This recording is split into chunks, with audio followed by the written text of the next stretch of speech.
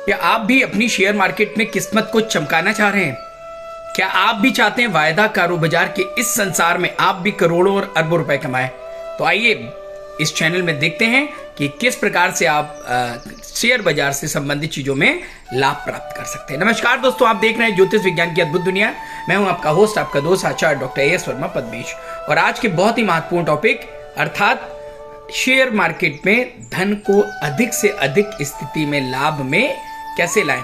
तो साथियों, सबसे पहले तो हमें जाना पड़ेगा अपनी जन्म कुंडली पर। जिन जातकों की कुंडली में द्वितीय भाव अर्थात कुंडली का लग्न चक्र का वो भाव जो दूसरे स्थान पे आता है, जिसे हम आय की श्रेणी में गिनते हैं, जिस जातक की कुंडली में आय का ये भाव बहुत प्रबल होता है, उस जातक को निश्चित तौर पे सेंसेक्स मार्केट में फायदा मिलता ही मिलता है। द्वितीय भाव, दूसरा जो भाव होता है वो भाव है 11वां स्थान। 11वां स्थान अर्थात धन तो आपने कमा लिया द्वितीय भाव से, लाभ तो आपको हो गया, लेकिन वो धन आप तक रुके, कमाया गया हुआ धन रुके, उसके लिए आपका 11वां स्थान भी प्रबल होना बहुत आवश्यक है। इसके बाद तीसरे भाव की मैं बात करूं तो वो तृतीय भाव है नवम भाव। नवम भाव अर्थात भाग्य का स्थान। अगर आपकी जन्म कुंडली में भाग्य का स्थान बहुत प्रबल है तो वायदा कारो बाजार सिर्फ आपके लिए।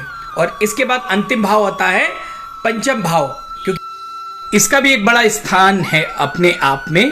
देखिए, पंचम भाव का मतलब होता है लग्न चक्र का वो स्थान जिससे आप अनुमान लगा सकते हैं कि आने वाला भविष्य क्या होगा। सभी ज्योतिष शास्त्र और लगभग मैंने सभी वेदों में इस चीज को पढ़ा है और समझा और जाना है कि स्पष्ट रूप से एक ही चीज वर्णित है कि अगर किसी भी चीज का आपको अनुमान लगाना है, कभी कभी आप देखते हैं कि कुछ महिलाएं घर के या कुछ ऐसे व्यक्ति होते हैं जो आप घटना होने से पूर्व में ही वो बता देते हैं कि मुझे ऐसी आशंका है कि इस प्रकार की घटना घटने वाली। अर्थात जिस जातक का पंचम भाव प्रबल होगा वो व्यक्ति इस बात की गणना स्पष्ट रूप से कर सकता है कि ये बाजार ऊपर जाएगा या नीचे जाएगा।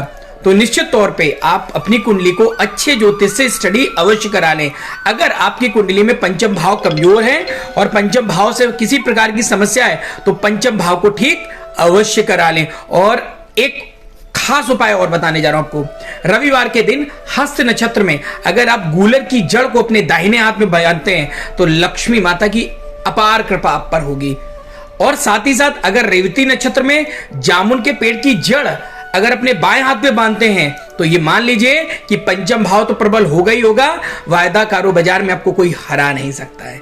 इस उपाय को करिए जरूर और बने रहिए चैनल के साथ। तब तक सभी को राधे राधे, जय माता बगलामुखी, जय बाबा खाटू श्री राधे राधे।